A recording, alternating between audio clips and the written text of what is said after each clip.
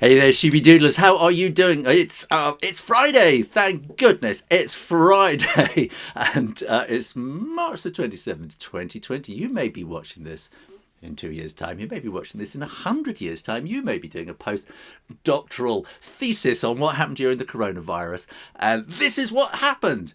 And I've got a wonderful guest coming on in a moment. But first of all, I'm just going to show you some of the things people have been drawing. I'm going to go onto here. Oh, no, that's not the one I want, is it? We'll come back to that a bit later. This is Vivian French's stuff. I don't want to show you that yet either. So this is the faithful fountain from Rhode Island, who has a different name on here. And Debbie Disco, let me see who's on there. We got... Debbie Disco Vlogs. Hello, very excited about drawing. Sorry for writing lots of messages the other day. That's what happens. Lawrence, hi Lawrence, how are you doing? Following you every day now with lockdown. How are you doing, Lawrence? Haven't seen you for a while. Jessica Taylor, hello, enjoying all the regular live streams. Great. And so let's have a look here. I'm trying to remember. I've got all sorts of windows open here. So this is the faithful fountain, who has a different name on YouTube. This is what is so difficult. Everyone has different names. And this is their visit. So they live in Rhode Island in the States, and this is their visit to St Andrew's Castle in Scotland. So we'll just whisk through that. There we are. There she is. Fabulous. That, I presume, is her other half. And this is the castle drawing that she did yesterday. Fantastic. Thank you. And then we have another one here from Crispin Dry, who is always posting and does the thing. And I love the little soldier at the front. And you've added trees and flags and stuff. Fantastic. Thank you very much. There we go. And then this is, I'm just going to show you this one. This is Leston Buell, who's one of my patrons, who's done a version of one of the things I did this week. As you may remember, I've done so many things this week, I can hardly remember it. And Leston usually does stuff with watercolour crayons or pencils, and has done some watercolours. So well done, Leston, for putting those crayons down, those pencils down, and picking up your watercolours. Well done. So we are going to be joined this afternoon by the wonderful, the fantastic, I can see her smiling in the background. I'm going to bring her in. The wonderful, fantastic Viv French. And then I should be able to go, there she is. And I should be able to go, it didn't happen. It didn't happen. No, we should have sound effects. Yeah. There we go. The fantastic Viv French.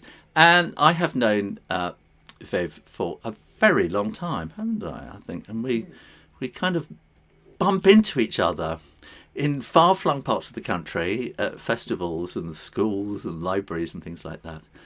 And so I've known you for a very long time, and I think I'm right that you actually started out treading the boards. Is that right? Oh yes, no, that's right. No, I was when I was an actor for quite a while, working in schools though, and working with children's audiences. But it was so long ago that it was before theatre and education. Right. It was just children's theatre. So, but I did really enjoy it. Great. We got Renita Boyle has come on, who's going to be here next Thursday. He says, "Hey Viv, looking fab as always." She is cheering too. Yay! And Viv, you are in Edinburgh. That's right. Yeah. Indeed. Yeah. And you were once upon a time in Bristol. I was in Bristol before Bristol. Yeah, I mean, kind of slightly nomadic existence, travelling around. But no, Edinburgh is fabulous. I would need a forklift truck to get me out of Edinburgh. Right. Because you used to be not that far from where I live, and now you're quite a long way. But we do meet up, don't we, at things still? Yeah. And I still have grandchildren very near and you. You do have grandchildren very near me. That's right. So now Viv has written. Let me look at that camera. So Viv has written, gazillions of books, haven't you? Where do I look? You have written gazillions of books.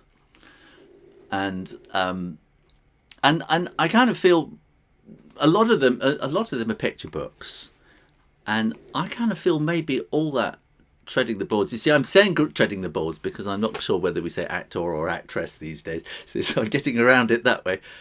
Yeah, it's how we play with words. I'm imagining that all that performing has really gone into particularly picture book writing, has it?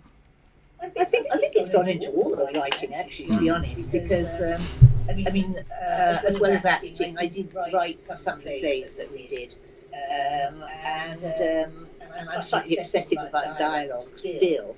So I think it did affect picture books, because the thing is, when you're acting, you take the words and then somebody else puts the life to them, as it were, which is very much what happens with an illustrator. Yeah. And when I'm teaching my illustration students, I always say that picture books are just hugely theatrical, because you've got the turn of the page is just so exciting. Yeah. And you should use that, and also the placement on the page. Maybe it's the same, when you're acting on the stage. If you stand in the wrong bit of the stage, nobody will see you or know what you're doing. Whereas if you come front and you can use your audience, and it's very similar to picture books.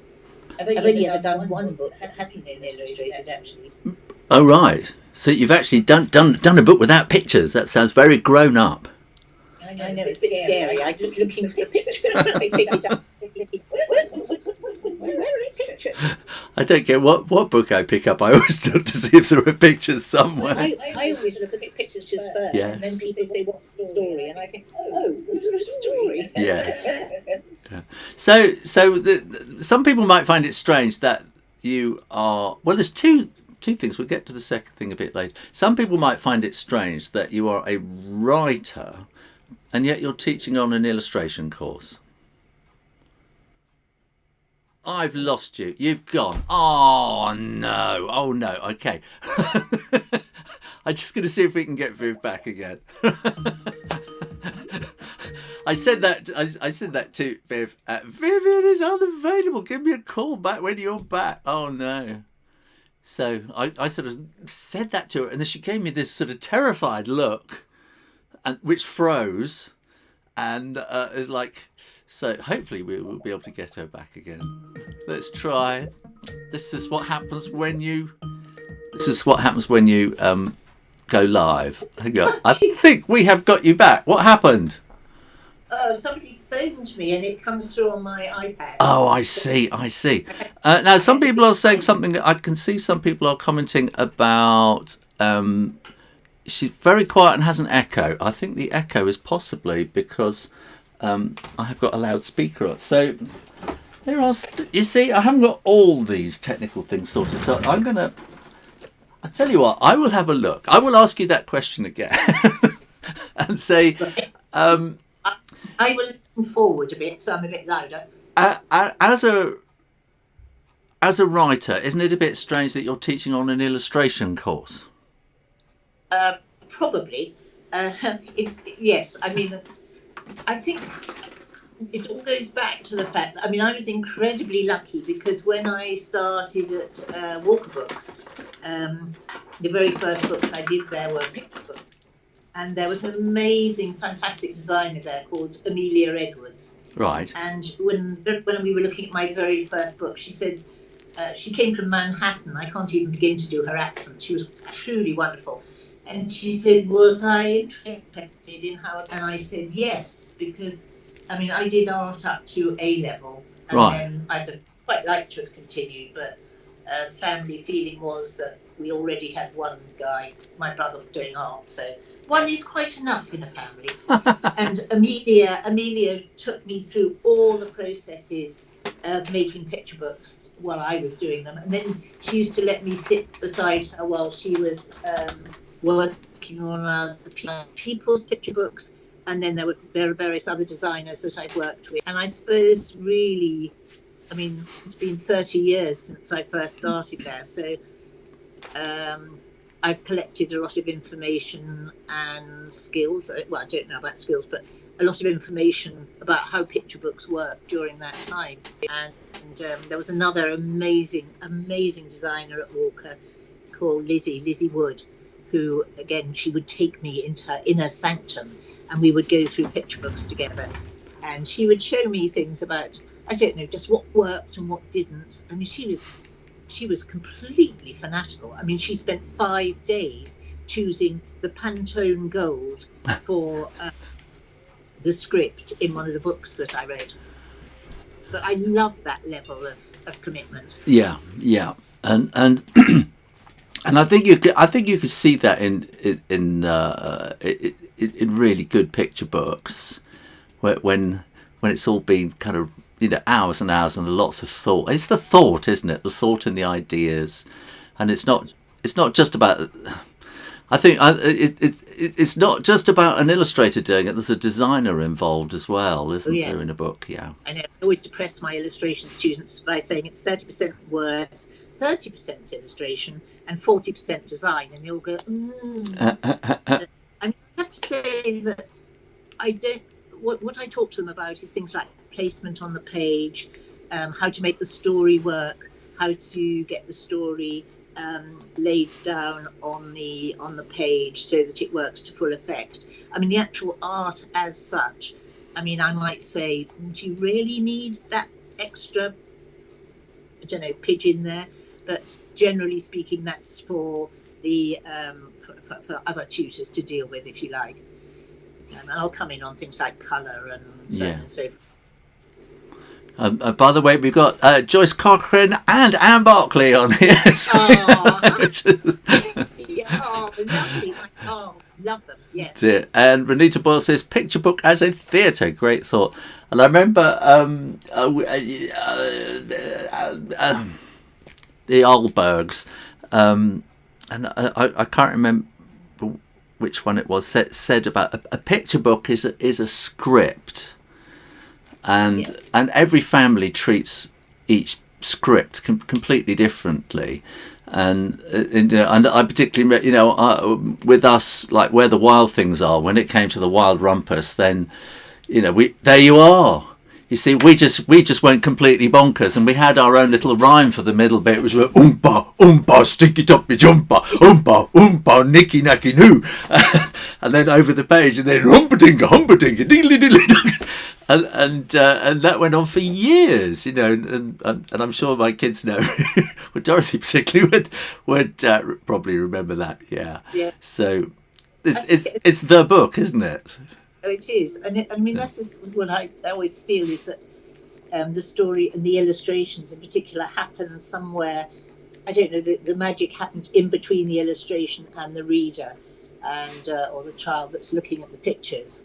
I mean, I do think Where the Wild Things Are is that's such a classic, because it's got that real theatrical thing, where you have the page, and it just grows and grows until he's coming into the story, and that's I just love that.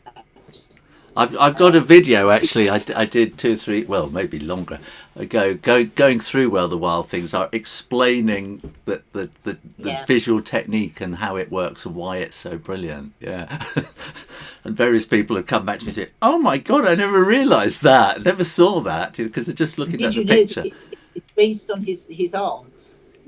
Oh really? Yeah. Yes. Yeah. I was lucky enough. I mean, I'm so old. Years and years ago, I actually got to see him talking. My son, he was saying that because originally it was called All the Little Horses, and the publisher said you can't draw horses, so he went away to draw these monsters, and then and he based them on his family. And I remember somebody at the talk saying, "Any particular members of the family?" And he said, "Yes, the aunts."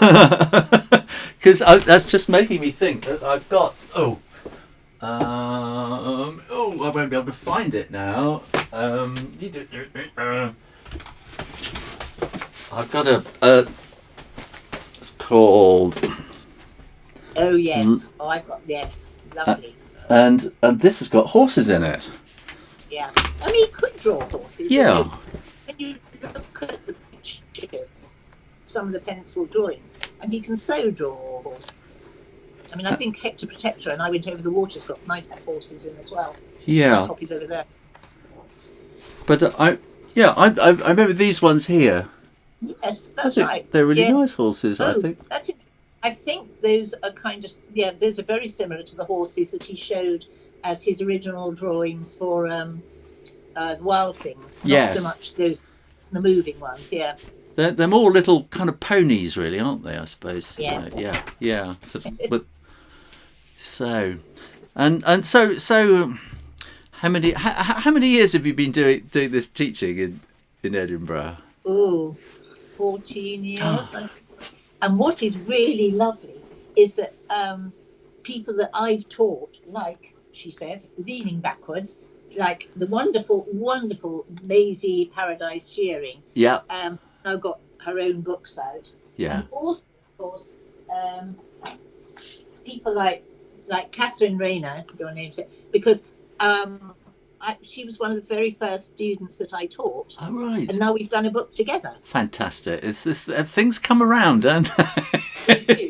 I think sometimes people accuse me of teaching at the art college so I can inveigle unsuspecting students into doing books. But I do always wait till they've graduated. Dear. And this is a graduate course. Well, yes, I teach the fourth years. Oh, right. Illustration students, right, who are about to graduate, and I also teach the master students and the students doing an MFA. That's Master in Fine Art. That's right. a 2-year course. Yeah. So they're lovely. So when they come to you, they should be pretty good at drawing. But what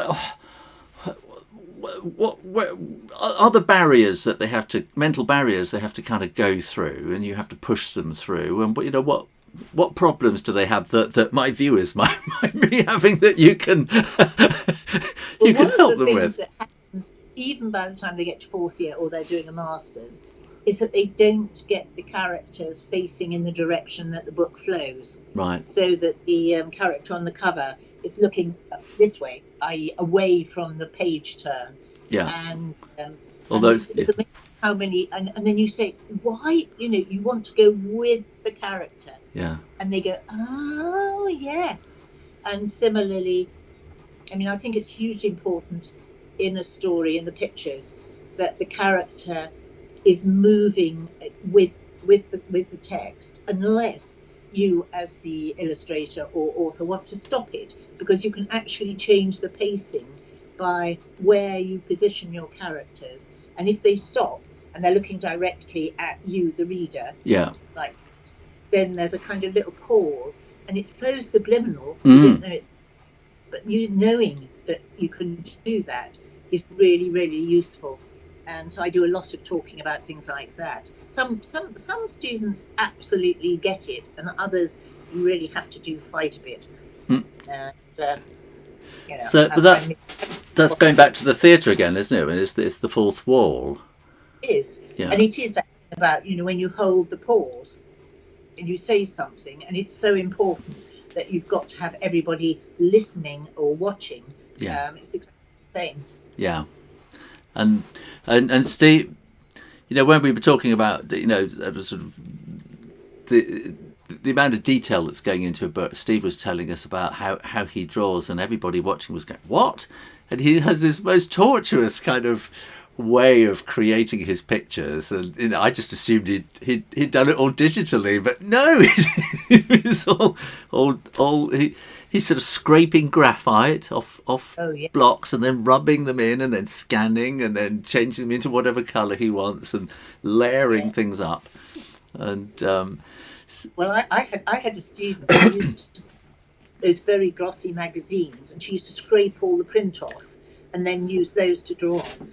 It did mean that it was quite a long process producing a picture book, because on the whole, the ideal is that they produce a picture book for their final year graduation, which poor little so-and-sos, they're not going to get this year.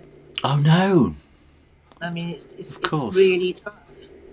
Are you kind of continuing online with them, and you're Zooming? Well, yes, a lot of the other tutors are. I've got people. I've got a couple of people who phone me up from time to time. Yeah. And yes, and I do Zoom odd things from time. But no, it's really tricky. That's there's a whole sort of cohort, isn't there, of schools, and all those poor little year sixes who've missed out on their sort of end of year parties. And I think they tried to do it for some of them, have done something, and then the GCSEs and the A levels and things, which are all the different sort of school exams we have here in the UK, and then all the university students, they're not going to be. Well, I think they're all being told they will have a graduation ceremony, but those final exams are going to be very tricky. They are absolutely.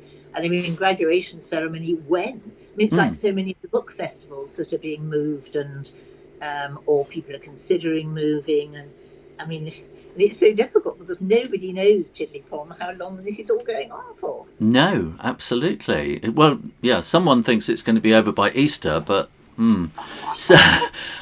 We got some comments here. Joyce Cochrane says, yes, really love those books. Back to my early librarian days.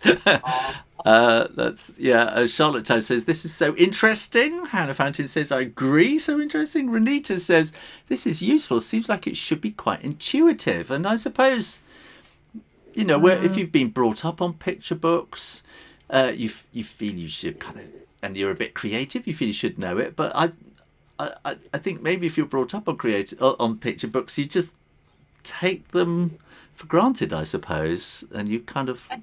Yeah, I think it depends on the mindset. Yeah. And I mean, I think it's a sort of combination of intuition plus actually knowing how the process works. Yeah. I do think that's really quite important because. And actually, I mean, it's that thing, the more you do, obviously.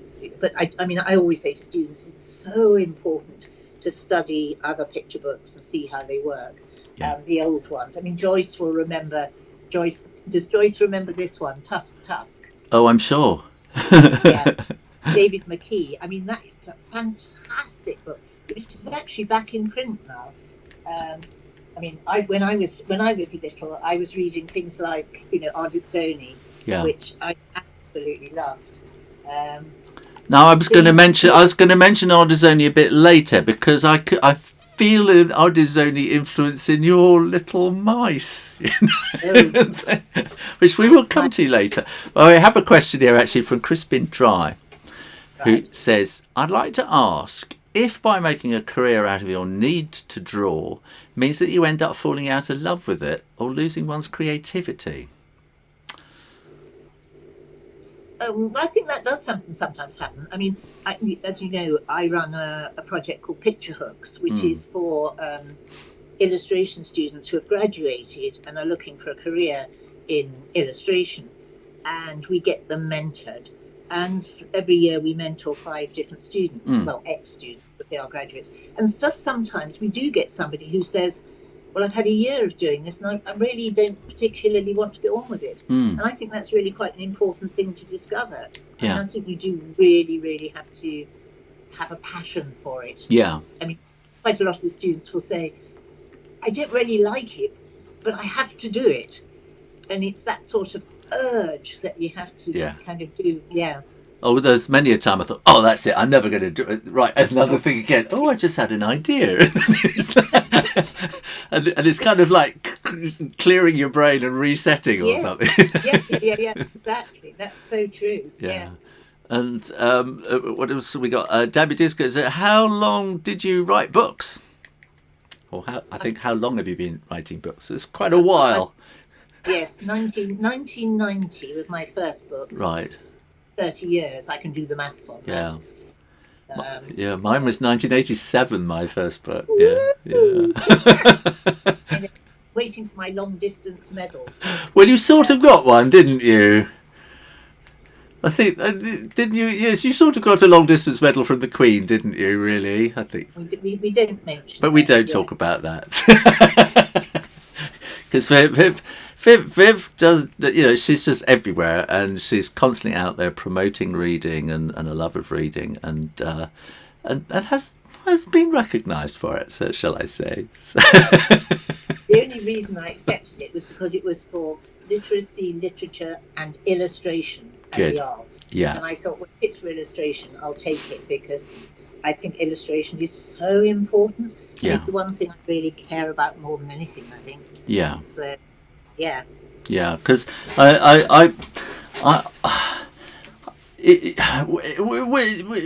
have a kind of have had a problem with literacy in this country, and I think in many other countries, I think, which is probably a lot of influence with TV and the internet and stuff like that is probably not helping.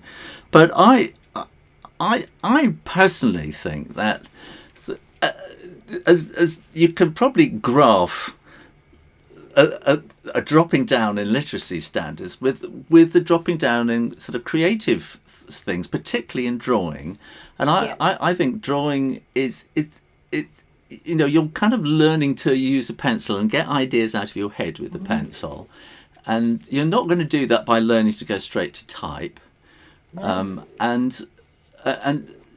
by when you are a 4 or 5 year old and you're sort of scratching all those little pictures, you're doing first drafts of writing before you, and that's how that is writing, those first little sort of drawings that you do, and it's not being allowed in school anymore, really, or taught. I think illustration is such a good way of getting into stories. I mean, I very often will start, because I do lots of workshops with kids, and I'll get them to draw. I'll get them to think of a character and think of how it feels, and then draw it. Yeah. And then you've got that character, and then you can think about it. Yeah. And then you can start thinking, what's it going to do? What's it going to feel at the end of the story? And how are you going to get from one end to the other? Yeah. And if they want to draw it in sequence, fine, no problem. Yeah. I love it. In fact, I think we even did a session like that once. I seem to remember when I was sort of the children were coming up with a character and I was drawing it, and then we were talking about emotions and feelings and things, and because when I tell stories in schools and I kind of show. I tell the story and I explain about the story and I show how I draw it, and I say, now do you want to draw it? And I show the kids how to draw the character, and then it's always the ones that that don't read much or write much. Then, but can I draw an aeroplane in the background? Of course you can. And can I have it sort of crashing into a police car? Of course you can. And can I do this? Of course you can. And then after break, the teacher would come up to me and say, "Oh my God, they're writing that story." Yes, exactly. Yeah. Exactly. Okay, no, so true. And I mean, I don't know. I mean, I do quite a lot of work in Ayrshire, and for the Boswell Festival.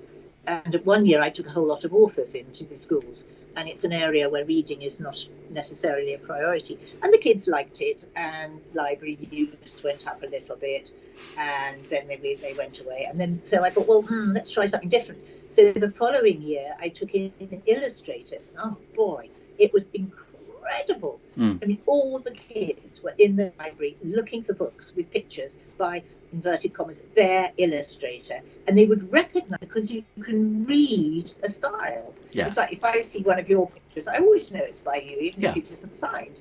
And I mean, I can spot a Nick Sharratt or a, I don't know, whatever, Quentin Blake or Anthony Brown. Yeah. Exactly. I mean, that's their style is their signature. Yeah. And kids are so good at that, and it's just not recognised. No. And no. Anyway, we have another question here from Anna, who says, "Hello, great live stream. I have a question maybe for both of you. If there's one thing you could tell your younger self as an artist, what would that be?" Oh, wow. What would I tell myself? I think I would tell myself not to take myself so seriously. I think I'd probably tell myself not to be. I had an older brother who was very, very good at drawing, right? And there was always this feeling that I was sort of slightly in his shadow, and that and there's that awful thing in families where they say, "Oh, well, he's the arty one," and the sort of unwritten assumption is that you are not the arty one. And I can remember being quite peevish about that. So I think I would say to myself, just do what you do and keep going with it. Yeah. It's what's that word that they're using now? To keep going word. It's just gone completely out of my mind. To a stickability kind of word, sticking at it. Resilience. Resilience is a big word at the moment, isn't it? And I think I think that is a lot of it. It's very hard when you're little and when It you're is. in school. Yeah. And particularly, I mean, I don't know, I think just going back to the art thing in schools, it's when it's all about writing and, I mean, don't start me on the way that writing stories, it started in school. I mean, I go absolutely apoplectic.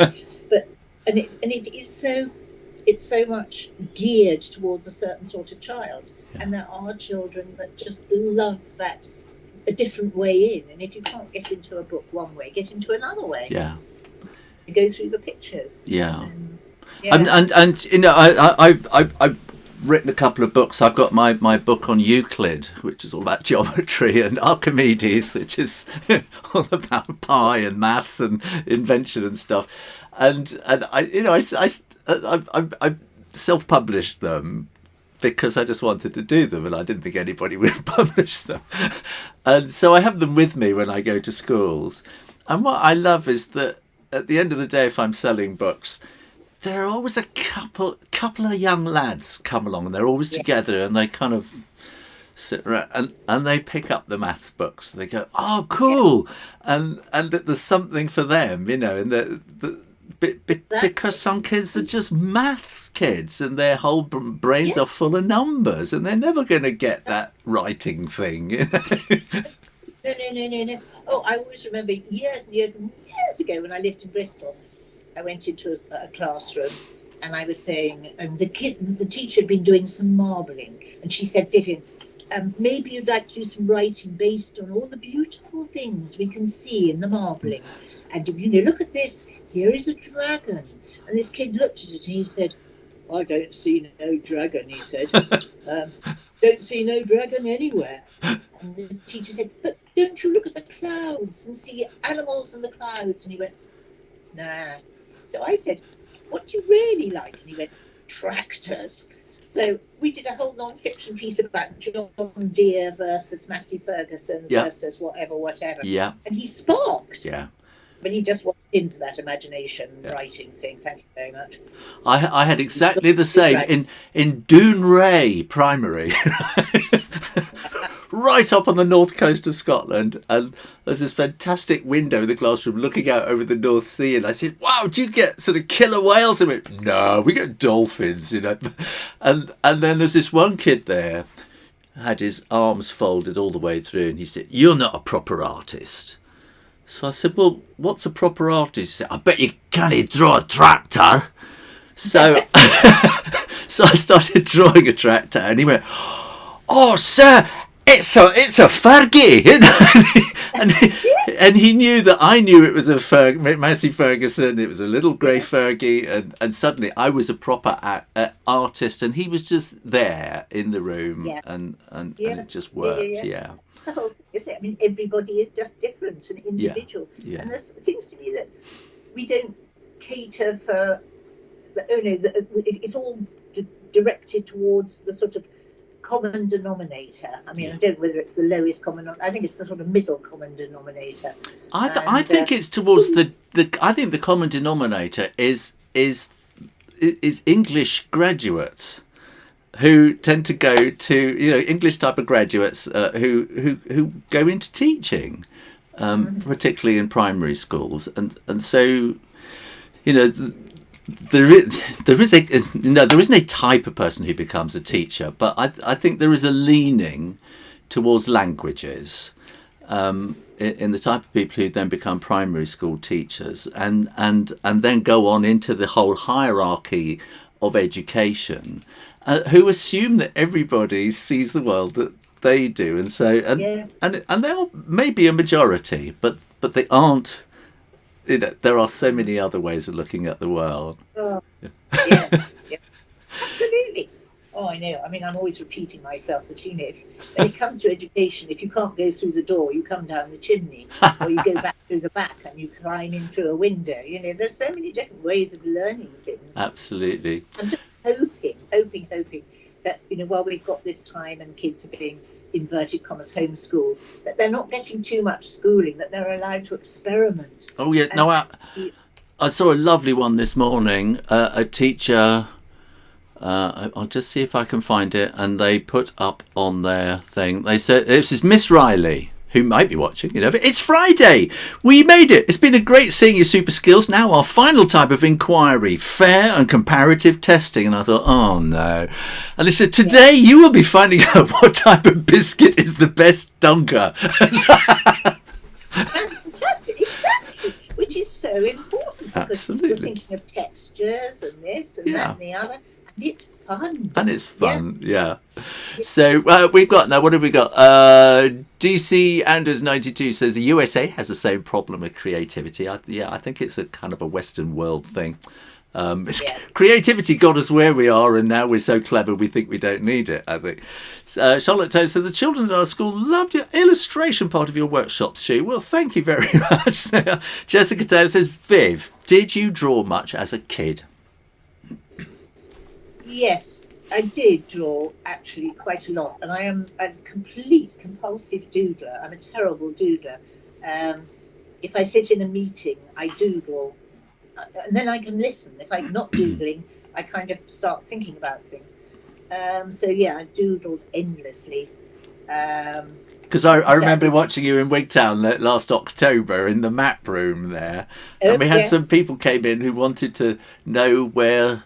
I can't remember, there was some site they wanted to go and see, and we had this big map, and so you found it on the internet and started doing this little drawing of the building, and then did you actually post it up on the map in the end? I can't remember.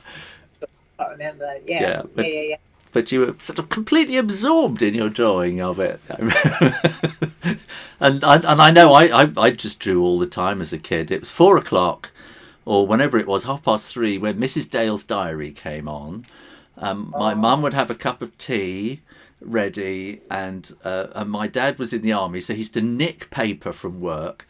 We had this sort of green paper that was like blotting paper, and it had the crown on the top as well, so it was stolen from the Queen. And I was allowed one piece of paper a day, and I had to sort of draw on the back, fill the whole thing up. And every day I would say, "What can I draw?" And she would say, "Oh, draw a boat, dear." And I got so bored of drawing boats, and I'm not going to draw that. I'm going to draw this. So it would force me into drawing something else. Yeah. So what else have we got? Renita Boyle says, "Hi, Renita again. Dedication, determination, endurance, grit, moxie, persistence, stamina." That goes for perseverance and resilience too, she said. So Carolina in Germany says, "We have some of Mrs. French's books in our German library. And some of Shoo's books as well. So exciting to watch this interview." Guten Abend, yeah. Yay! Molly Girl 444 says, "For someone starting out, what advice could you give an illustrator? Does one need an agent, or should they go directly to a publisher? Would you self-publish after 14 rejections? Brackets personal experience." It's difficult, isn't it? Such a tricky one. I mean, has the caller got art training? Did she do a degree? Okay. Molly Girl 444. There's about a 10-second delay, but have you done a degree? Have you done art training? Or you don't have to have art training, do you? We both know people who've just come out of nowhere or come out of different fields, like theatre design or something. That's theatre design is really interesting. People like David Roberts, who did fashion. I mean, actually, quite a lot of the fashion students draw incredibly well, and quite a lot of them do well. Not a lot, but a percentage do move into illustration. Yeah. So no, it's not. You don't necessarily need a degree in illustration. But I think you do. It's not essential. But I think can be really quite helpful in that it gives you the sort of groundwork, if you like. Yeah. As far as agents are concerned, 50-50. I mean, I would say, Catherine Rayner didn't have an agent for ages, but then she's very good at organising herself and her finances and so forth. It's like me. No, your agent is Lindsay, isn't it? Yeah, Lindsay Fraser, and I reached a point where I thought I need an agent, so I went with Lindsay. And hi, Lindsay, if you're watching, I think you may well be. And in the end, she sort of came to me and said, "We can't really do anything with you because everybody's so used to working with you, sort of directly." And so in the end, we kind of sort of moved on. But I think I'm a hustler basically, and I quite enjoy that part of it. Right, and some people do, and I think. And I think if somebody's that sort of person, then, stick with it. And it's only when the contracts start getting a bit complicated that you really, really need somebody. Yeah. But that's where we have the Society of Authors here, and you can sort of send your contract to them and they'll go through that for you and have sort of catch most of the bad things for you, I think. Yes, exactly. And, I think a good way in is to do as many courses as you can. There's places like Orange Beak Studio, which is lovely Maisie Shearing and Pam Smythe and Ness Wood, who run a lot of things. There's things like the Argonne Foundation courses. And then, of course, there's Scooby. Yes. And, a lot of people have come through Scooby, and it's a very kind of self-supportive kind of community, isn't it? It can be quite helpful. Yeah. I do think it's very good. I do think sometimes, though, I don't know quite how to put this, sometimes it leads to false expectations because everybody in the community is so supportive that they go around saying, that is just amazing. You'll definitely contract on that. And then it's really rather sad when you don't. Yeah. But there's also our picture hook scheme. And we'll be opening this towards the end of summer for more applications. Well, if you can send me a link, then I'll put that in the comments, in the description box below. Yeah. And then there's also a lot of people do portfolio. That's one of the things Orange Beak do is portfolio. Kind of crit kind of thing. Through and help you with because it is and when you're applying to publishers, it's really important, I would say, not to send a finished book because that's dead. What you send is drawings, not too many, maybe a front cover, maybe some pencil drawings showing the way that the story is going to go. Just see if I can find some. A dummy book. Let me see something really, here. Let really me find good. this one. Because I always used to actually make books, and but it's very, very rough. Yeah. And inside, it's just that's exactly. Just little pencil sketches, just to give a very rough idea of what's going on. That's right. I'm a huge fan of. Well, I've got one here of dummy books. They can be really, really tiny. Yeah. And also the other thing that I think is really helpful is to make a concertina book, because if you make a concertina book of your story, then you can pull it out and you can see how the story flows, whether the images marry up with each other page by page, whether the colour sequencing is right. There we are. We're all madly sort of. Concertinas are just great, and you can start with a very simple one, and make it as complicated and long as you want. And I could do a bit of a promotion for my friends at Sea White of Brighton, who do these great concertina sketchbooks, and so you could get. So which I've had this sat on my shelf for quite a while, thinking I should use it as a sketchbook, and it's just never crossed my mind to think of it in terms of working out a book. So I'm going to do that. So Molly Girl, who asked that question, she says she went to the Art Students League of New York, which I don't know. So I don't know if that's a kind of a group or if it's actually a college. I don't know. No. So, but she's done something though, hasn't she? So it's I would say actually, 14 rejections is nothing. No. Just keep going. Yeah. But as I say, it's so often I mean, we have a speed dating session with picture books, and we have about 15 different graduates, and they all have their work laid out on a table. And then publishers go round and they have 10, 15 minutes with each one. And then we ping a little bell and then they move on. And the one thing that they always absolutely pick up on is sketchbooks. Yeah. And those funny little drawings, you know, when you've done a little rabbit. I'm going to write a book one of these days called The Rabbit in the Bottom Left-Hand Corner. Because those are the things, you know, because they're fresh, Yes. they're not overworked. By the time you've got a finished sort of book, it's very often terribly overworked. Yeah. And such a danger. People, they draw something, and instead of letting it breathe and speak, they go over and over and over it. And I mean, I do it as well, I know. And then it just dies on the page. Yeah. And I think, you know, sort of I show people on drawing how I use my light pad, and which I kind of picked up. I worked it out myself actually, because I had a problem with the paper I was using. When I rubbed out the pencil lines, then it would scuff up the surface of the paper. And I thought, if I could have it underneath and a light, and so I sorted that out. And then I found out that Quentin Blake did that, and it was like, that's how he gets to be so loose, and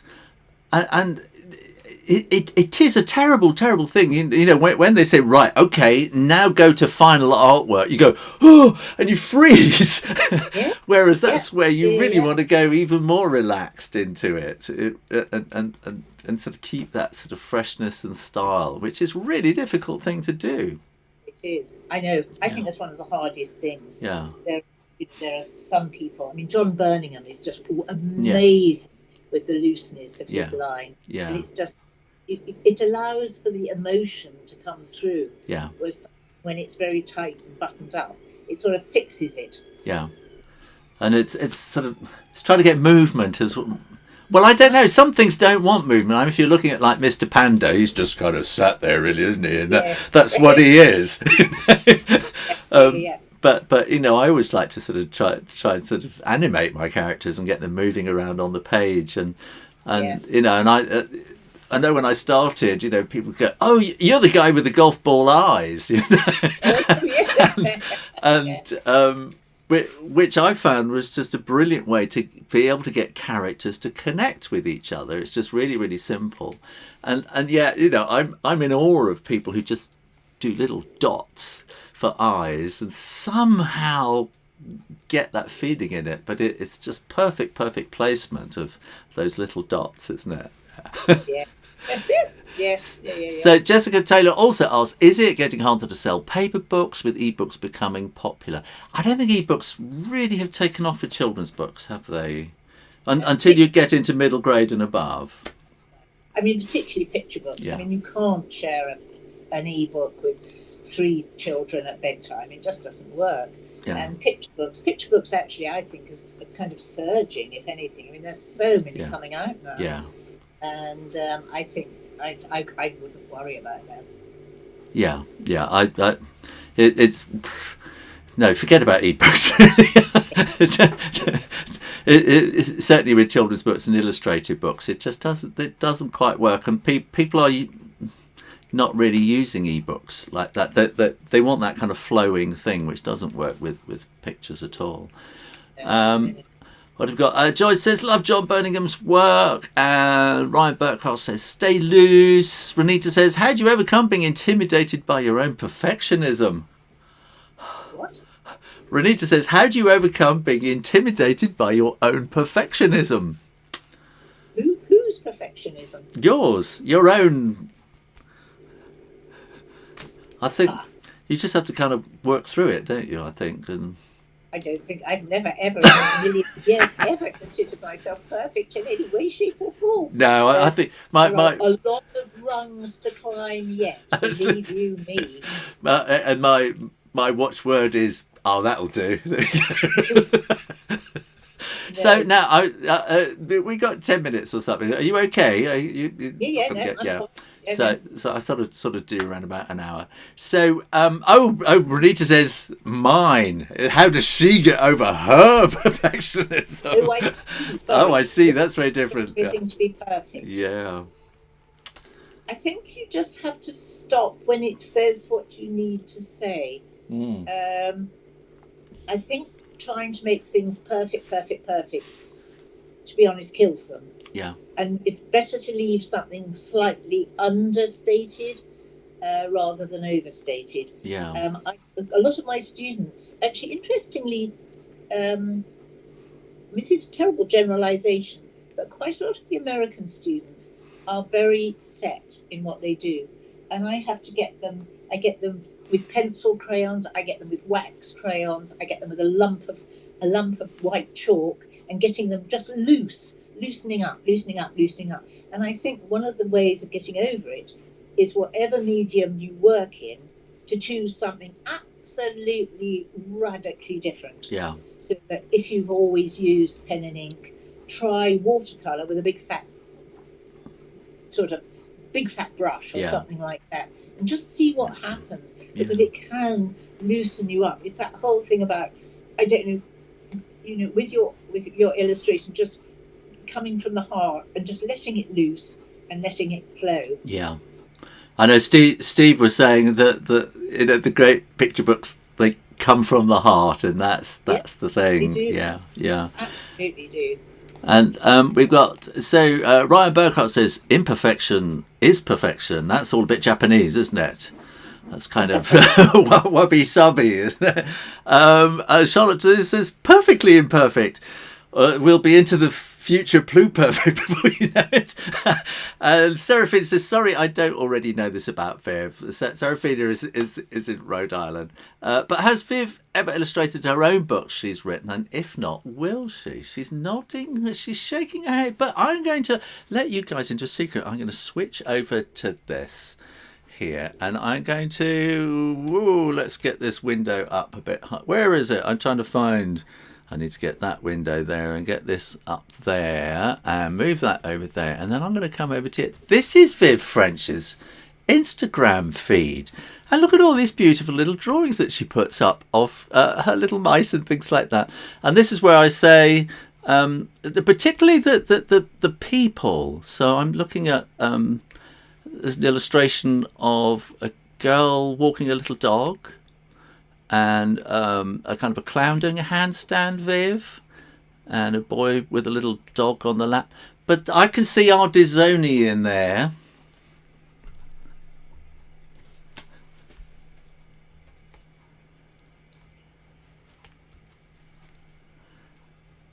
For a start, and continuity is something that I think I'd be absolutely hopeless in. Also, I know how many genius, wonderful illustrators there are out there. I mean, I work with them all the time. I know how good they are. I can't even begin to aspire. I would feel I don't know. I mean, I do those drawings because I teach illustration students. So I obviously need a certain amount of practice so that I can say to them, if you want to get your feet to doing this, and this, try that. So I do it as an exercise, and I'm trying to do one a day just simply so that I keep going. Yeah. And I have a sort of self-imposed rule that unless I get 50 likes, I can't put up the next one, which is sometimes a bit nerve-wracking, and there have been some total failures.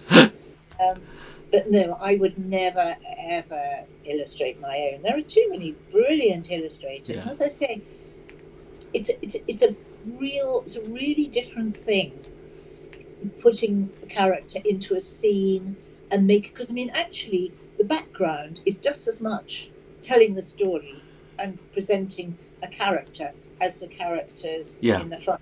I mean, I'm just kind of dilettante doodler. But well, I suggest everybody goes to Instagram to french.vivian and have a look. And I would say about your drawings, particularly the mice, is that they are illustrations. They're not little drawings of mice, and each one is telling a story. And when you got two together, there's a definite connection between them, rather than here's a mummy mouse and there's a little baby mouse and they happen to be in the same picture. So you are way beyond just doing little doodles, I think. Well, that's very kind, but no, That's where they'll stay. They'll have their own tiny little on-the-page stories, and that's it. Yes. Okay, well, I will enjoy still watching them as they pop up every day, when they get even more likes now that everybody here go over and sort of like everything, so we get way over 50 on that. Yeah. Serafina says she's on Vancouver Island, not Rhode Island, of course. Sorry about that, Serafina. And in fact, Serafina, I'm going to have a kind of near neighbour of yours on here next week, an old friend of Viv's, Fiona Kenshall, is going to be coming on here next week to talk about she's an agent, and Fiona worked with us a long time ago, and she moved on to higher and higher great things, and she's now an agent in Portland, Oregon, which is not that far from you, Serafina. So it's nearer to you than here. So we haven't seen her for a long time, have we? Unless you bumped into her in Italy at the book fairs. The Bologna Book Fair. Yeah, which has been cancelled this year. I know. Yeah. I bumped into her, I think, last year, and I think the year before as well. She doesn't change at all. How lovely, though. So it's next week. Yes. So we haven't. I'm not sure which day yet. So because. Right. She's asleep while we're awake. Except Serafina's awake, so Fiona should be awake, maybe even watching. So, well, we are coming towards the end, and I want to thank you so much, Viv, for your time. Thank you, and thank you for all the questions. They were brilliant. And for your wisdom and inspiration. And what are you working on at the moment? Oh, help. Anything exciting that you're allowed to tell us about? Oh, yeah. I'm working on a 4th book in the Lottie Luna series for HarperCollins. I'm working on a collection of ballet stories for Walker Books.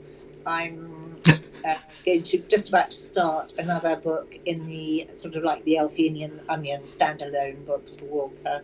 And I'm working on a non-fiction picture book. And I've got to do a whole load of edits on a middle grade fiction book, which doesn't have a title as yet, because every time I suggest a title, the publishers go, no, not sure about that. So that is a moral lesson for everybody to learn. Do not think that you can choose the title of your book. No. 9 times out of 10 you can't. No, I particularly remember a session at Orchard Books. I think it was for the Scaredy Cats or something. And I thought I got the whole thing completely sorted, and there was a panic at the end. Would you come up and have lunch? Always ominous. And we sat around there and we sort of threw ideas backwards and forwards, and sort of finally came up with the with the story, with the titles. No, I can imagine. Absolutely, yes. Yeah. Dear, oh dear. So, I think that's where we said. Keith Terrier says it's 2 a.m. here in Tokyo. I missed most of this, but we'll watch it again for sure. Yeah. So we have people watching from all around the world. Yeah. And I want to, I will be, so it's Friday. You can all go down the pub. No, you can't. Oh, you can't go down the pub. You can go raid the fridge and see if there's something in there. You can have a little drink. No, you still got to wait an hour. 6 o'clock here, really. So, and this weekend here in the UK, the clocks go forward to British summertime, daylight saving. So I will be back here on Monday, but I might be an hour ahead of where you are. So if you come down here. And where are we now? Somewhere. And make sure that you are subscribed to the Shoo Rayner Join channel. And when you subscribe, ring that little bell and you will get notifications. And I will put a little post up on Monday in advance of the video. And if you click on that, then you will get notifications when it's going live. So it might well be an hour later than this was today, if that makes sense. Joyce says, so what have we got? Molly says, great show, thanks both of you. Molly Girl 444 says, brilliant interview, very informative, thanks all. Joyce Cochran says, thank you Shoo and Viv, so enjoyed listening, managed to actually forget that we're in lockdown. Hooray for author illustrators.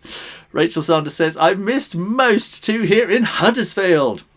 Seraphina says, her Insta drawings are darling, many talents. Cheers, you guys. So there we go. I'm going to say thank you, everybody, for watching. Have a great weekend, even though you're in lockdown.